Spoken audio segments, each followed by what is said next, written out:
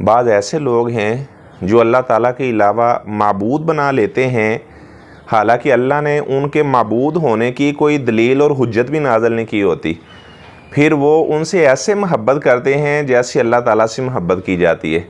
اللہ تعالیٰ کی جتنی صفات ہیں اپنے خود ساختہ معبودوں میں ڈال دیتے ہیں اور ایسے ایسے ان کے نام رکھ لیتے ہیں اللہ تعالیٰ نے جن کے بارے میں کوئی دلیل نہیں نازل کی ہوتی۔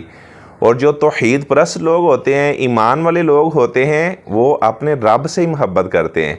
وہ نہ تو کوئی معبود بناتے ہیں اور نہ ہی وہ اللہ تعالیٰ کی اولیاء کی عظمت اور شان بیان کرنے میں غلو سے کام لیتے ہیں۔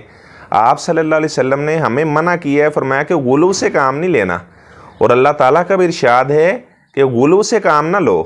بعض ایسے لوگ ہیں جو اللہ تعالیٰ کی صفات ہیں انبیاء میں، اولیاء میں، اور اس کے بعد جو اللہ تبارک و تعالیٰ سے محبت کرنے کا حق بنتا ہے وہ ان کے ساتھ اس طرح تعظیم کا معاملہ کر رہے ہوتے ہیں۔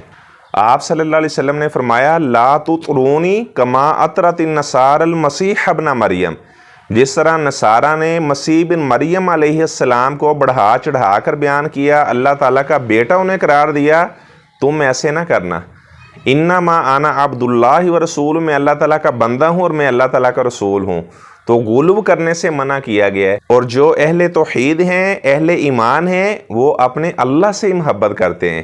وہ نہ تو خود ساختہ معبود بناتے ہیں، نہ خود ساختہ معبودوں کے اندر وہ اللہ تعالیٰ کی جو صفات ہیں وہ ڈال دیتے ہیں، اور اس کے بعد جو اللہ تعالیٰ کے ساتھ تعظیم کا معاملہ کرنا چاہیے وہ مخلوق کے ساتھ ایسا معاملہ کر رہے ہوتے ہیں۔ اگر ہم نے لا الہ الا اللہ پڑھا ہوا ہے تو اس کے جو تقاضے ہیں ان کو بھی پورا کرنا ہے۔ پہلا واجب جو انسان کے اوپر ہے وہ لا الہ الا اللہ ہے، اور آخری جو واجب ہے وہ بھی لا الہ الا اللہ ہے۔ اگر کوئی آدمی دنیا سے جا رہا ہے قریب الوفات، وہ لا الہ الا اللہ اس کی زبان پر جاری ہو گیا، آخری کلام لا الہ الا اللہ ہوا، داخل الجنہ، سیدھا اللہ تعالیٰ کی جنت میں گیا۔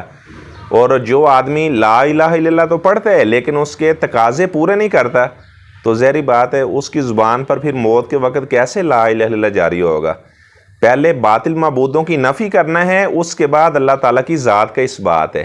اللہ کے علاوہ کوئی الہ نہیں ہے، کوئی مدد کرنے والا نہیں ہے، کوئی مشکل کشا نہیں، صرف اور صرف اللہ تعالیٰ کی ذات ہے جو ہمارا حاجت روا، مشکل کشا، ہماری مدد کرنے والا ہے۔